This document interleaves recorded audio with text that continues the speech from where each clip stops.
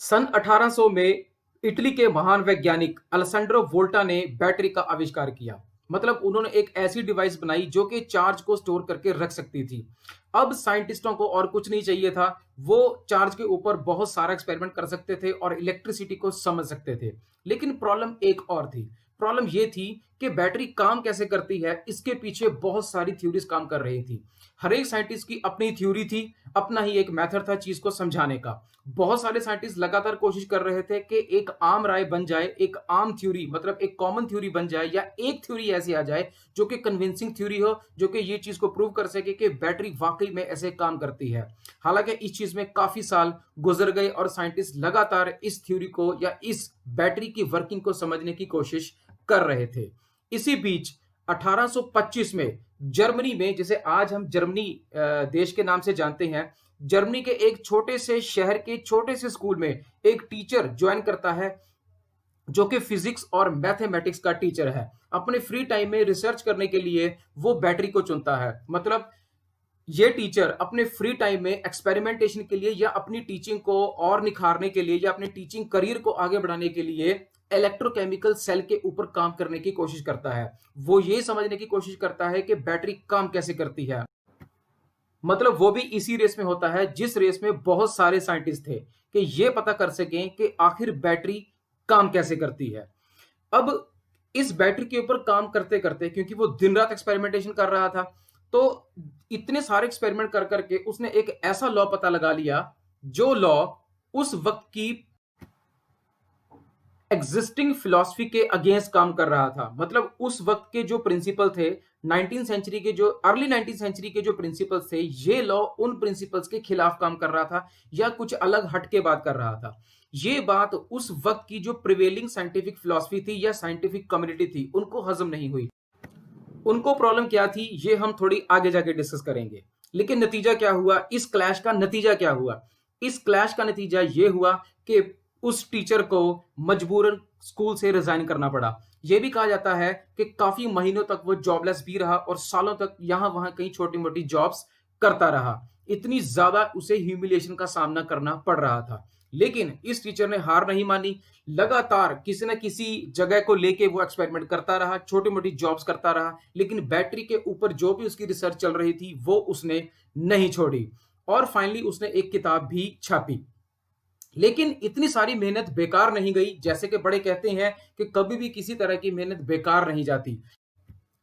जैसे जैसे वक्त बीतता जा रहा था, बहुत सारे नए नए साइंटिस्ट आ रहे थे जो नई नई थ्योरीज को लेके आ रहे थे। उनमें से कुछ साइंटिस्ट ने ये बात भी की कि ये टीचर जो बात कह रहा था वो बिल्कुल सही है, ऐसा ही होना चाहिए। धीरे धीरे इस टीचर के काम को रिकग्निशन मिलने लगी। इतनी ज्यादा रिकग्निशन मिली कि रॉयल सोसाइटी ने 1841 में इस टीचर को कॉपले मेडल से भी सम्मानित किया, जो कि एक बहुत बड़ा सम्मान माना जाता है। अब सवाल यह है कि ये टीचर था कौन? ये टीचर था बड़ा ही मशहूर साइंटिस्ट जिसका नाम है सर जॉर्ज साइमन ओम, जिसने दिया था ओम्स लॉ इन 1827। हैरानी की बात यह है कि जॉर्ज साइमन ओहम ने एक बुक भी छापी थी जिसमें थ्योरी ऑफ इलेक्ट्रिसिटी दी गई थी, बहुत अच्छे तरीके से एक्सप्लेन की गई थी। लेकिन उस बुक को कभी बाहर निकाला ही नहीं गया। इस लॉ को इंपॉर्टेंस मिली 1840s के बाद ही। आज साइंटिस्ट ये कहते हैं कि अगर 1827 में ही ओहम को या ओहम्स लॉ को इंपॉर्टेंस मिल जाती तो शायद टेक्नोलॉजी में आज हम इतनी लेट नहीं होते। सवाल यह है कि उस वक्त की साइंटिफिक कम्युनिटी को सर जॉर्ज साइमन के प्रिंसिपल से प्रॉब्लम क्या थी। चलो अब बेसिक प्रॉब्लम डिस्कस करते हैं। देखो, साइमन ओहम जिस चीज के ऊपर रिसर्च कर रहे थे वो थी बैटरी। अब बैटरी के ऊपर रिसर्च करते करते इन्होंने एक लॉ पता लगाया। लॉ ये पता लगाया कि करंट और वोल्टेज में एक रिलेशनशिप होता है। अब प्रॉब्लम ये थी कि जॉर्ज साइमन चाहते थे कि मैथमेटिक्स यूज किया जाए किसी भी लॉ को समझने के लिए। इनका मानना यह था कि अगर हमने किसी भी लॉ के इसेंस को, मतलब लॉ की इंपॉर्टेंस को समझना है या उसे क्वांटिफाई करना है, तो उसके लिए हमें एक बेसिक मैथमेटिक्स यूज करना पड़ेगा। लेकिन उस वक्त की जो साइंटिफिक फिलॉसफी थी वो ये कहती थी कि नो, रीजनिंग इज इनफ। मतलब उनका ये मानना था कि अगर हम नेचर का कोई भी लॉ समझना चाहते हैं तो उसके लिए रीजनिंग इनफ है, उसके लिए मैथ्स को बीच में घुसेड़ने की जरूरत नहीं है। साइंटिफिक कम्युनिटी का, मैं ऐसा समझाता हूं आपको कि साइंटिफिक कम्युनिटी का ये मानना था कि एक चीज को समझने के लिए हमने रीजन बना लिया, अब रीजन को समझने के लिए हम और रीजन क्यों बनाएं, प्रॉब्लम ये थी। लेकिन क्योंकि sir George Simon ohm maths में बहुत अच्छे थे, मैथ्स की इंपॉर्टेंस को समझते थे, इसलिए इन्होंने बार बार जोर दिया कि किसी भी लॉ को समझने के लिए मैथमेटिक्स की बहुत ज्यादा जरूरत है, इसलिए डिस्प्यूट इतना ज्यादा बढ़ गया था। अब आगे क्या हुआ, जॉर्ज साइमन ओहम को इतनी ज्यादा ह्यूमिलेशन सहनी पड़ी कि बहुत पावरफुल लोग भी इनके पीछे पड़ गए, जैसे जर्मन, तब के जर्मन एजुकेशन मिनिस्टर ने तो यह तक बोल दिया था ओहम के लिए कि such people are not worthy of teaching science, मतलब ऐसे लोगों को साइंस पढ़ाने का ही हक नहीं है जो ऐसी बातें करते हैं। ऐसी बातें का मतलब क्या है कि जो ये कहते हैं कि लॉ को समझने के लिए हमको मैथ्स की हेल्प लेनी चाहिए, मतलब आप समझ सकते हो कि किस कदर उनको फ्रस्ट्रेशन का सामना करना पड़ा था। चलिए अब ये समझते हैं कि ओम्स ने ये प्रॉब्लम को सॉल्व कैसे किया।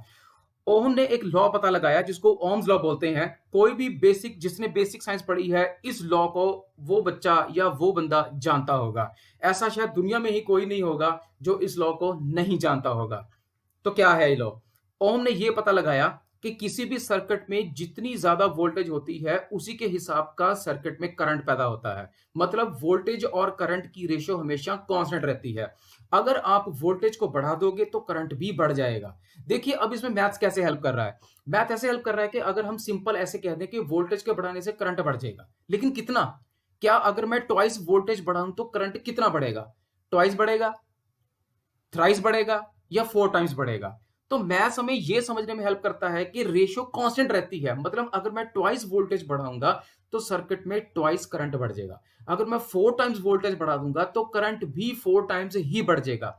इतना ही नहीं, सर ओम ने यह भी समझाया कि अगर हम करंट और वोल्टेज की ग्राफ बनाएं तो हमें मिलेगी स्ट्रेट लाइन। इसका मतलब क्या था कि ये एक लीनियर रिलेशनशिप है, जैसे जैसे सर्किट में वोल्टेज बढ़ती चली जाएगी वैसे वैसे करंट बढ़ता चला जाएगा। तो ऐसे मैथमेटिक्स की हेल्प से हम हर लॉ को समझने की कोशिश करते हैं। अब जो बच्चे ये कहते हैं कि फिजिक्स में मैथ्स बहुत तंग करता है, तो आप ये देखो कि मैथ्स एक्चुअली तंग नहीं करता, मैथ्स फिजिक्स को हेल्प करता है।